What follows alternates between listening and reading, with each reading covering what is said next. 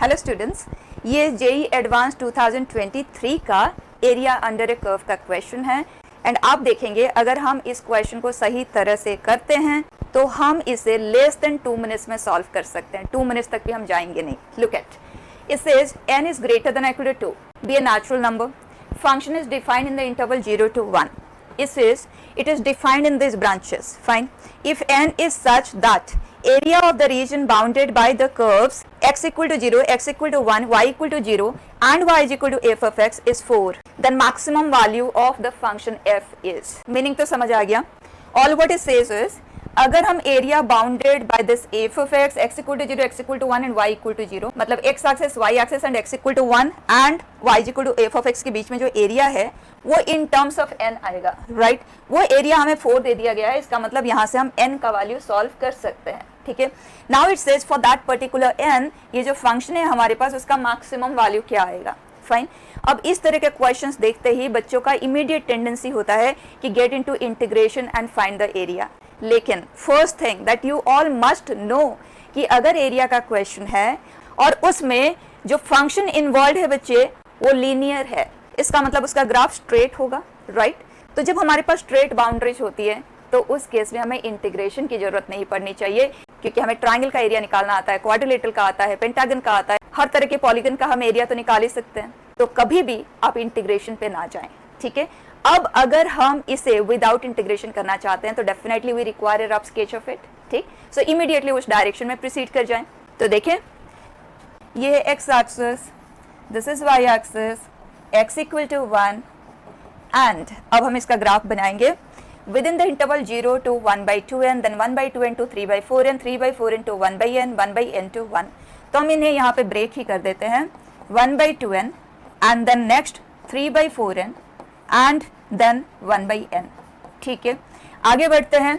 x equal to 0 पे बच्चा, क्योंकि लाइन सेगमेंट है तो लाइन सेगमेंट को ड्रॉ करने के लिए हम बिगिनिंग एंड टर्मिनल पॉइंट्स को ले लेते हैं, दैट्स इट, है ना? और कुछ करने की जरूरत ही नहीं है। तो 0 पे इसका आउटकम आ रहा है n, मतलब ये ग्राफ 0, n पॉइंट से तो पास कर रहा है एंड 1/2n पे ये 1, 1 - 1 0, मतलब ये जो लाइन सेगमेंट है वो ये है। सिंपल।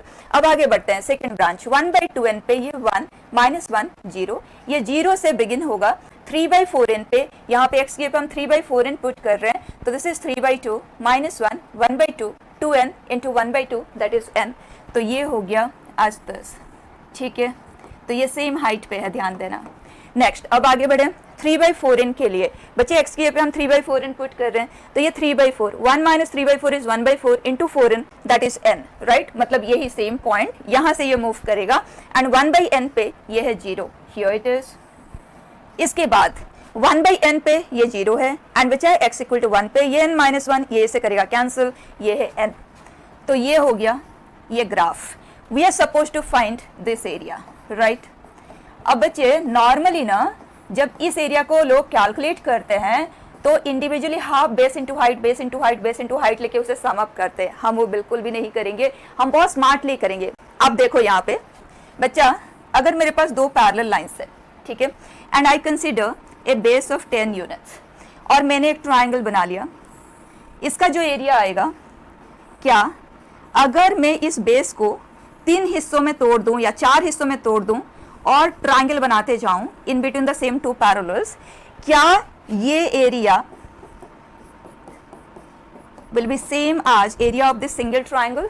होगा। हाफ बेस इनटू हाइट से आप करेंगे, हाइट से भी ट्राइंगल का सेम है और बड़े ट्राइंगल का जो बेस है वो 10 यूनिट्स है, तो तीनों छोटे ट्राइंगल के बेसिस का समेशन भी तो 10 यूनिट ही है, तो एरिया तो सेम ही आएगा। फाइन बच्चा, तो क्या हम यहाँ पे कह सकते हैं ये जो शेडेड एरिया है, shaded by lines and shaded by dots, दोनों का एरिया बिल्कुल सेम होगा बाय द सेम एक्सप्लेनेशन, क्योंकि बेस यहाँ पे भी 1 यूनिट है, यहाँ पे भी 1 यूनिट है, तो in between the same 2 parallels आप कितने भी ट्राइंगल ड्रॉ कर लो, the moment combined base is the same, areas will be equal.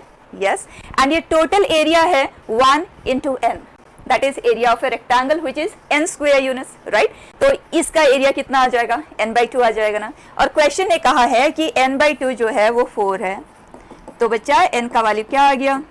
8 आ गया, राइट? अब it says what is the maximum value of the function. Maximum value of the function के लिए आप ग्राफ ऑफ द फंक्शन को देखें और उस graph में जो टॉप मोस्ट पॉइंट है उसका y कोऑर्डिनेट, राइट? क्योंकि y is equal to F of X का ग्राफ आप बनाते हो, y जितना ज्यादा होगा एफ ऑफ एक्स उतना ही ज्यादा होगा, पॉइंट ऊपर की ओर लोकेटेड होगा, राइट। तो यहाँ पे maximum function value is n and that is 8। Clear है बेटा?